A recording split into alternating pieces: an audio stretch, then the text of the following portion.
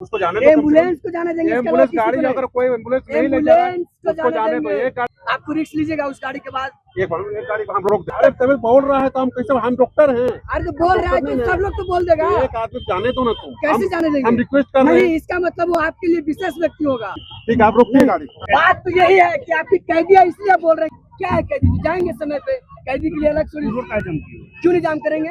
आप जाइएगा आधा घंटा बाद। मौजूद है राजधानी रांची के फिराइलाल चौक पर और आप मेरे पीछे साफ तौर पर देख सकते हैं कि यहाँ पर सड़क जाम किया गया है, यानी कि चक्का जाम किया गया है। बता दें कि ये जो चक्का जाम किया गया है वो आयशा के द्वारा किया गया है और उन लोगों ने आज यहाँ पर चक्का जाम कर रखा है। उनकी कुछ मांगे हैं, सीधे छात्रों से जुड़ेंगे और जानने की कोशिश करेंगे कि उनकी मांगे क्या कुछ है। लोगों को काफी समस्या हो रही है, लोग बहुत देर से हॉर्न बजा रहे हैं। ये जो देश के लोग हैं, भारत के लोग हैं कि अमेरिका के लोग हैं? मेरा सवाल है ये, बताइए कौन से देश के लोग हैं ये? तो अगर भारत के छात्रों के बारे में कह रहे हैं, भारत के कॉकरोचेस के बारे में कह रहे हैं, तो इन्हें क्यों तकलीफ हो रही है? पाकिस्तान के है क्या ये? ये भारत है ना, तो हम भारत के बारे में बात कर रहे हैं। भारत का पेपर लीक हुआ है, भारत का नीट का पेपर लीक हुआ है, भारत के 17 नीट के छात्र मारे गए हैं, भारत में क्लस्टर सिस्टम लागू हुआ है, भारत में एनईपी लागू हुआ है, भारत में सीयूटी लागू हुआ है, भारत में छात्र मर रहे हैं। तो हम भारत के छात्र यहाँ बैठे हुए हैं, भारत के छात्र बेरोजगार हैं, भारत के एसएससी का पेपर लीक हो रहा है, भारत के जेपीएससी का पेपर लीक हो रहा है। तो क्या चक्कर यही है ना? पेट्रोल का दाम यही बढ़ रहा है, डीजल का दाम यही बढ़ रहा है, महंगाई यही बढ़ रहा है ना।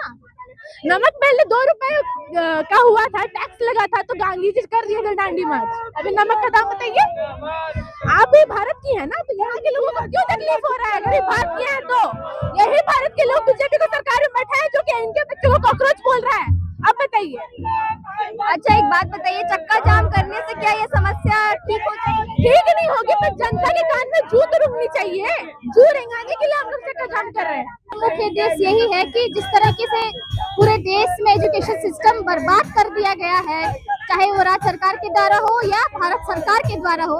देखिए कि राज्य सरकार क्लस्टर सिस्टम किस तरीके से इम्प्लीमेंट करती है, जिस वजह से स्टूडेंट्स पढ़ाई छोड़ने पर मजबूर है। सरकार से तो मेरा ये सवाल है कि आप विमेंस कॉलेज को किस बेसिस पे आप उसको क्लस्टराइज कर रहे हैं? आप पहले इसका आंसर दीजिए।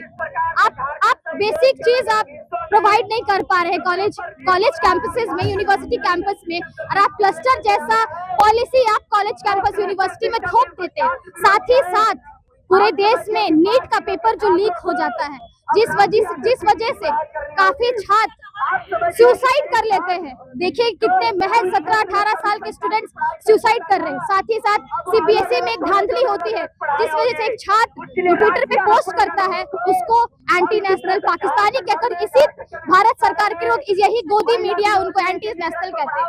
तो सवाल ये है कि कब तक देश में पेपर लीक होते रहेगा? कब तक सिर्फ शिक्षा एजुकेशन का प्राइवेटाइजेशन, बाजारीकरण, ये सिर्फ एजुकेशन पर ही क्यों?